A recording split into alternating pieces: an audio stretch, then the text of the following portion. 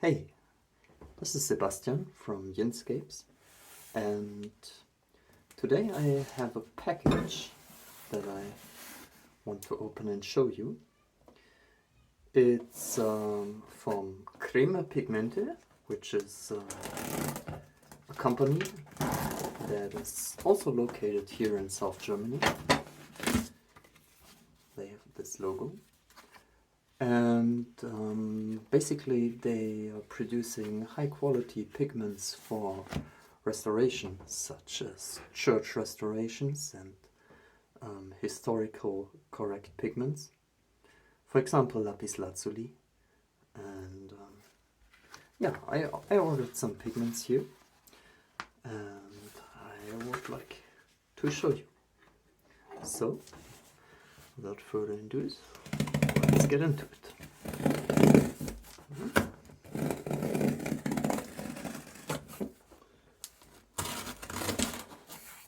I will also mention a little bit about the price and different pigments. So, here we go.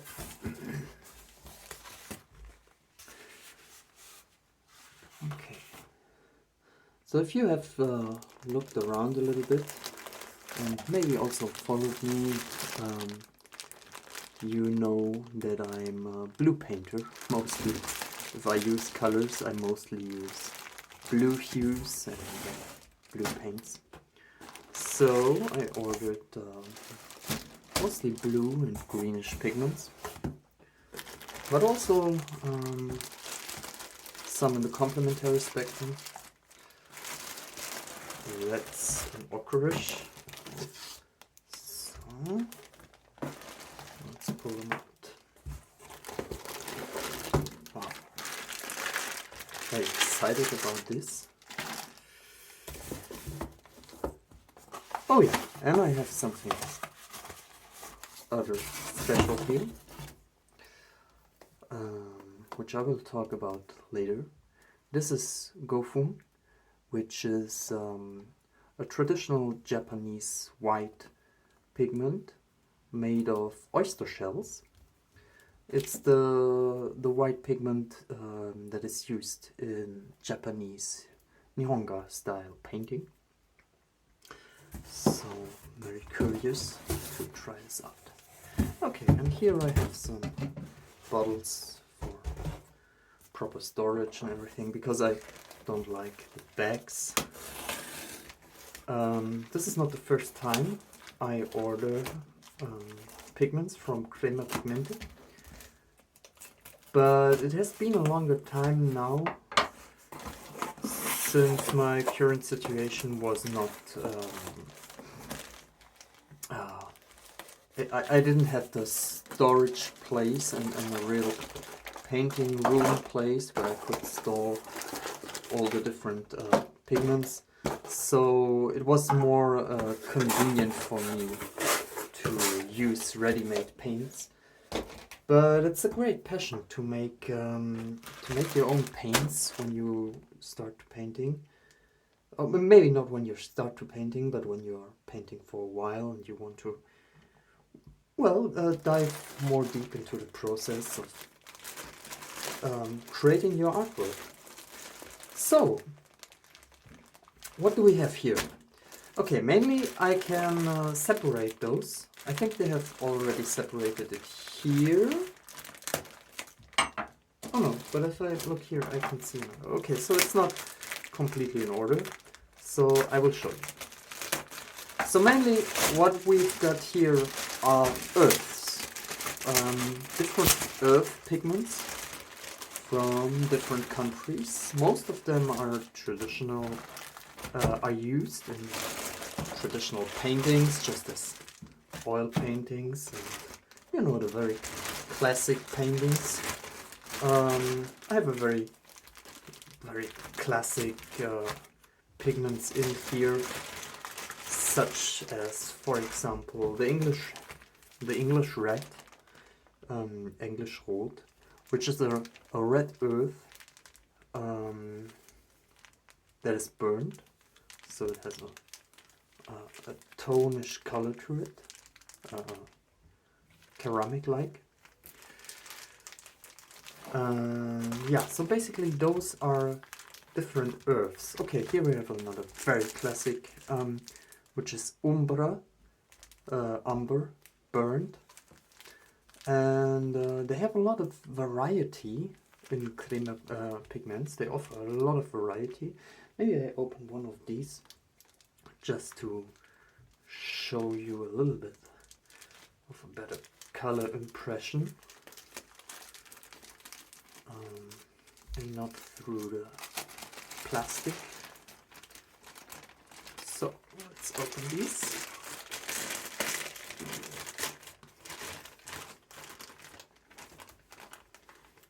Okay, so here you can have a better look inside. So yeah, it's a typical umber color, and yeah, it already smells like earth. Which is, for me, it's a very nice feeling to know the paints and the color I use in my paintings. So this one is Cyprus, so it's from Cyprus, and yeah, I will make another video where I will show you a little bit how I use these pigments together with the Nihonga I made in a recent video. I can link the video where I made the Nihonga, which is basically gelatin solution that is used in traditional Chinese as well as Japanese painting. The Gongbi, how they call it in China, and Nihonga, how they call it in Japan. And so here I ordered also from Kremer. They have a lot of different art supply for traditional painters, and a lot about the craft of art itself. So this one is another gelatin I ordered, which is hide gelatin that is mostly used for the Japanese Nihonga, the Nihonga. So this one has a very strong, it has a very strong gluing effect, and is made of the hides of cows and cattle. So this one is obviously not from Japan, but the next Nihonga I want to try with this one. So this is for future use. For now I still have a Nihonga solution, and I will show you in a video how I use this together with all this pigments. So yes, basically, or here we have another beautiful. No, this color is actually, it's Titan orange, which is not a traditional pigment. So Kremer Pigmente has a lot of traditional pigments, but mostly I order from the traditional pigments, I order just the earths. Because, well, first, they are cheap. Like, this is 100 gram. And if you're not an oil painter, but even if you are an oil painter, but I paint mostly on water-based colors. So this is a lot of paint. It really holds for a long time. So 100 gram of pure pigment is a whole lot. And I think those 100 gram, the earths are very cheap pigments. I think they cost from €2 up to €5 per 100 gram, which is very little compared to the pre-mixed pigments that you have when you order usually watercolor pigments. So, and also the second reason why I only order the earth pigments from the traditional series is because they are not toxic. Like, it's earth. You can literally dip your finger into the paint, and nothing will happen. Like, it's a total harmless and total raw and honest pigment, to say it like this. In this context, it is important to note that, of course, when you are in the realm of earth pigments, you mostly get this reddish, brownish, and sometimes also the greenish spectrum of paints, but and yellow. But this one is not. Sorry, I'm a bit sick at the moment. Yeah, so this is, of course, the spectrum that you get from the earth colors. It's like earth tones, of course. So, and in this context, it is important to note that when you try to get out of this spectrum, for example, with the blue colors or the very green colors or other very strong colors, strong reds, mostly the traditional pigments that are used in traditional paintings, like in church paintings, in antique paintings, they are very toxic. Like, you have to be very careful and aware with what you are buying. I mean, of course, one could say, like, you're a painter, you don't eat all of these. I mean, you don't put it into the soup or something else. That is true. However, I have to state that, like, I have 2 children in my house, and I don't close my doors. Like, I close them, but I don't lock them. So the possibility is always there that there's might be a children playing around a little bit. And also, I have to say, like, it's maybe a bad habit, but I am very used to sometimes when I paint, like, and I have an overload of water on my brush.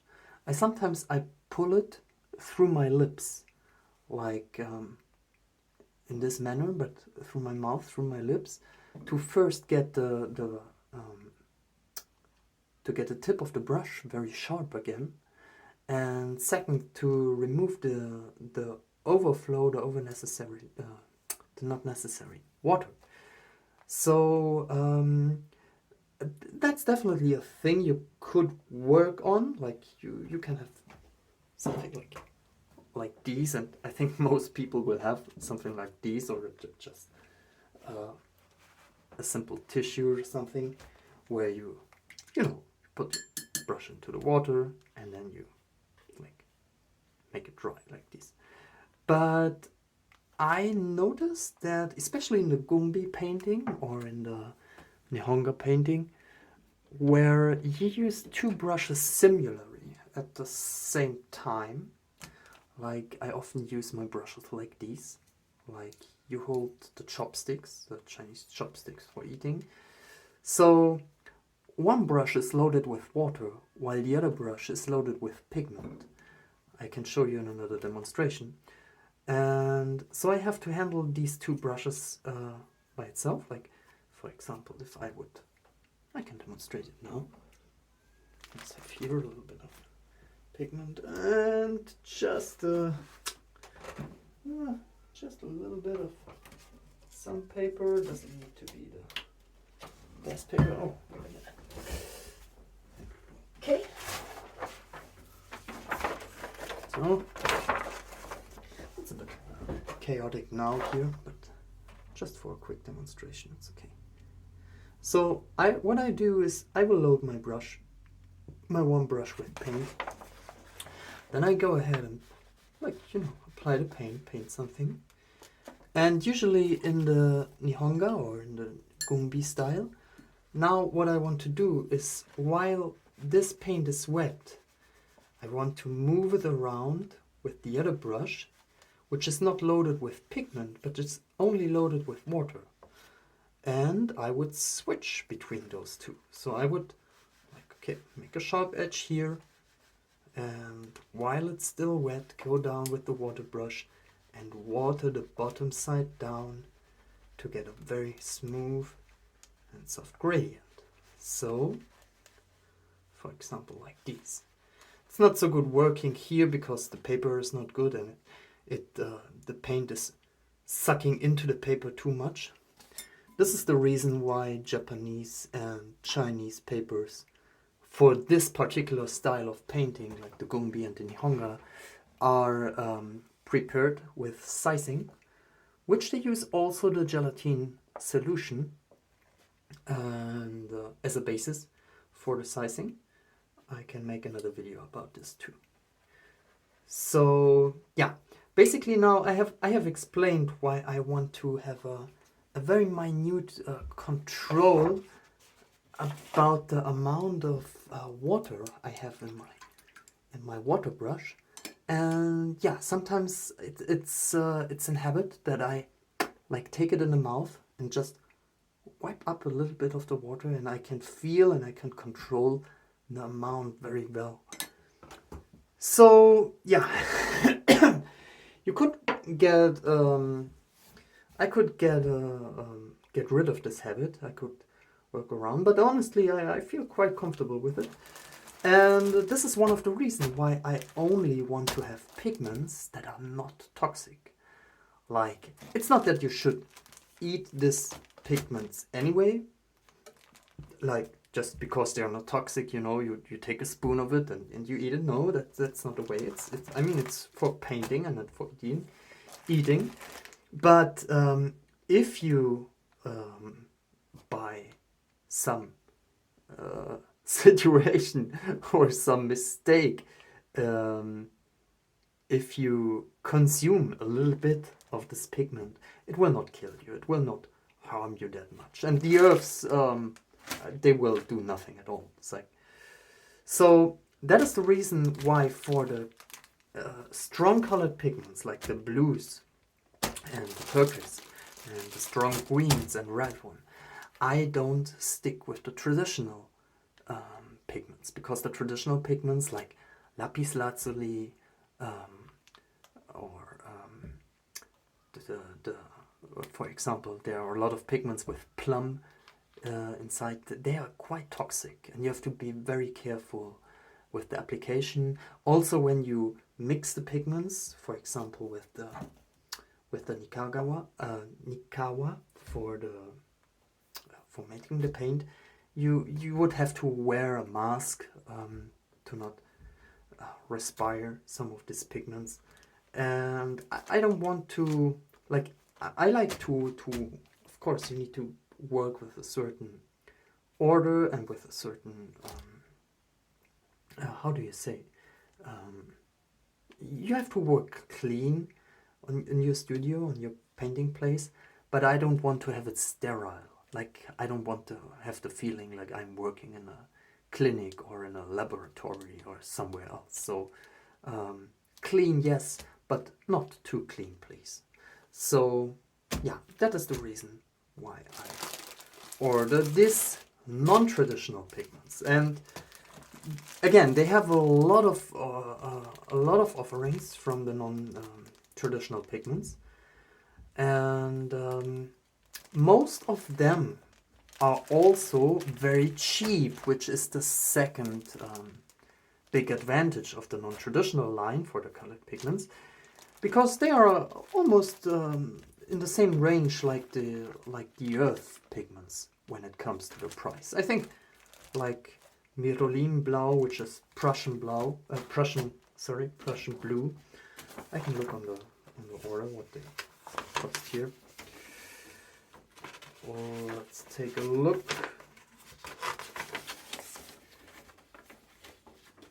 I have the Prussian blue here.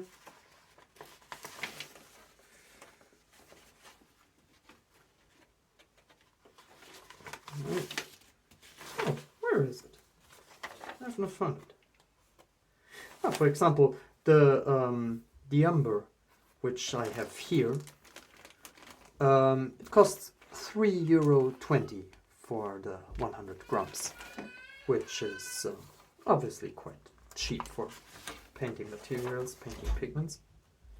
So again, let's take a look. Where's the Prussian blue? Aha, here it is. Meroli Blau Lux. So this is also €3.50 for the 100 gram. And this will last you a long time. Like, it's really a huge amount of pigment for €3.50, which is, yeah, again, very cheap. So, and most of those pigments, you have to be careful when you order them. You have to read the descriptions, you have to read the security like data sheets they also offer. And as I said, I only ordered those who are not strongly toxic to the environment, not strongly toxic to water organisms also. Yeah, so that I can be safe in my work. Okay, so some different blues, like you see here. This is the main blue, the King's blue or Prussian blue, very dark blue. The traditional blue of this was synthesized by swine blood. Yeah, interesting. There you have some cobalt blue. Yeah, and there they say a Verarbeitungshinweis, so it's a note that it contains cobalt, and yeah, I mean obviously you should not eat it, like it's not for consummation. Okay, a little bit of violet stuff. Like I like to have a lot in the range of the blue, like. And I like to have the different kind of blues and the different transition from the bluish and the reddish spectrum, like we have with those more violet and tones here. So that's for those. I mean, yeah, Caput Mortuum, which is there are also pigments that are not synthetic. And earths, but like for example metallic pigments. Like this one is a metallic pigment. It's hematite and has this kind of reddish rust, natural rust color. Show it here.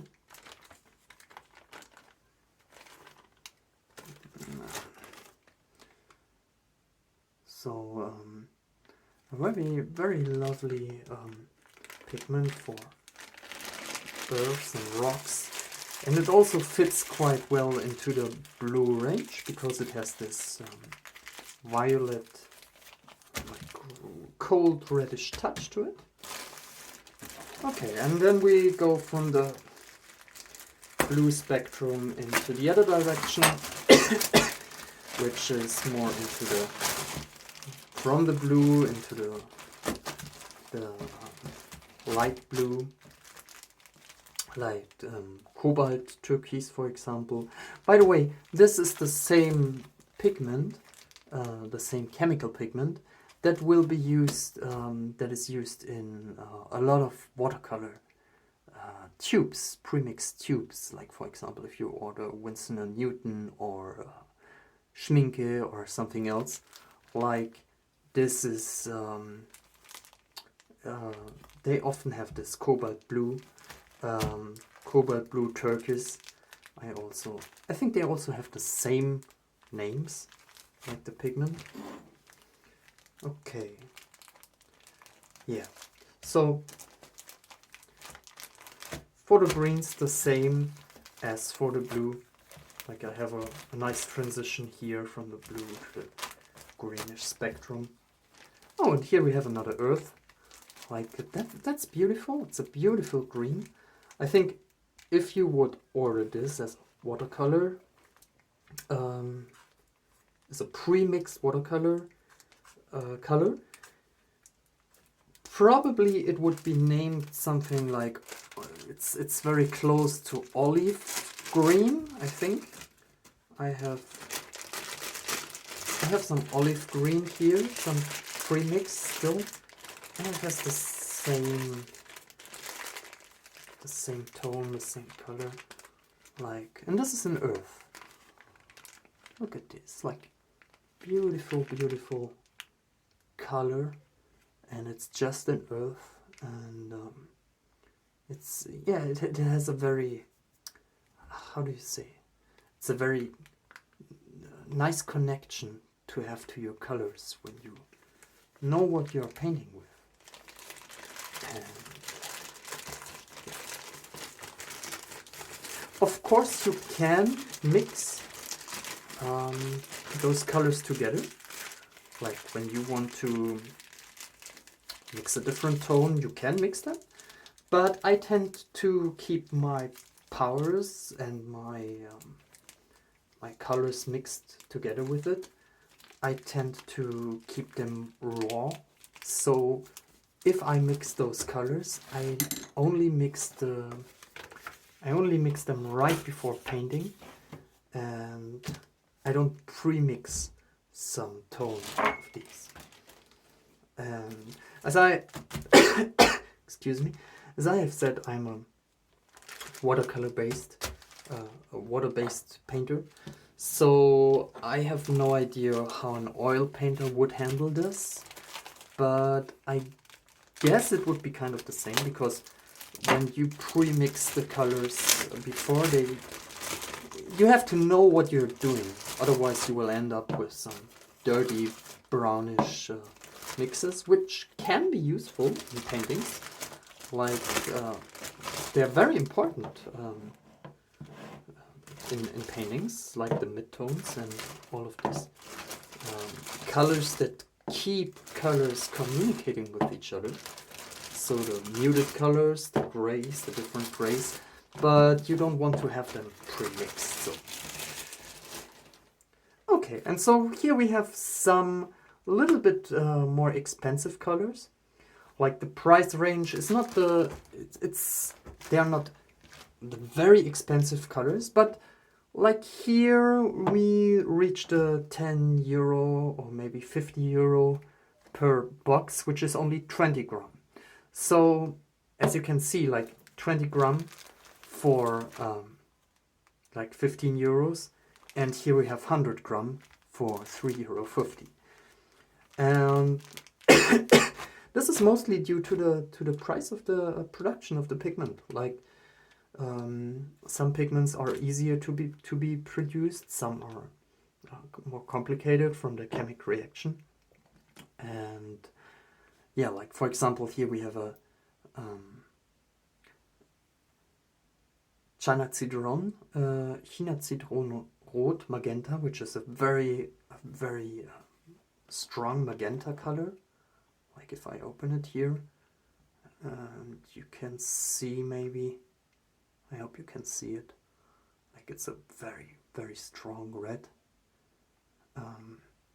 with a very gentle touch of blue, like it tends to go into the violet spectrum. Again, I try to keep my my palette sorry, I try to keep my palette focused on the blues, and then spread out from the blues a little bit into the red, a little bit into the green, but I try to keep it all connected, and that is the so this is what my order here represents. Like here we have purpur red. It's a very dark red, blood red. I don't think you can see too much because there's not enough light coming in. But yeah, it's a very strong red also. And for these pigments, you have to pay a little bit more. Like as I said, between 10 and 15 euro for the 20 gram. But then again, like 20 gram of a pigment like these will last you like a well, of course, it always depends on how much you're painting and how much pigments you're using. But for me, I know for certain, like, this will last me years. There might be one of the blues, but unlikely the bluish ones, more likely the cheaper ones, more likely the more expensive ones. There might be that I felt so much in love with a certain color that I use it repeatedly, always and always again, and then, yeah, maybe I have to reorder. But this, like, mixing your own colors by yourself is by far the most cheap way to paint, of course, because you don't need to buy all of these pre-mixed colors anymore. And a second thing is I don't like the idea that I have to buy the color, I use it, and then I throw away the tube, and then I have to buy a new tube, and I use it, and I throw away the tube. And I mean, it's not that much, but it's also not nice for the environment. Of course, you can say I have a lot of plastic here, like I have this plastic bottles, and I have ordered these bottles mainly for putting those pigments into a nice order that I can place on my shelf, and I grab immediately the right tone that I want. And it's like not very practical, these plastic bags. So yes, of course, I mean, there's also a lot of plastic involved here, but over the years it's not so much then if you have to throw away all these aluminum tubes and all this stuff. So yeah, that's basically it. I hope you enjoyed this little review of Kremer Pigmente, and I placed a link into the description.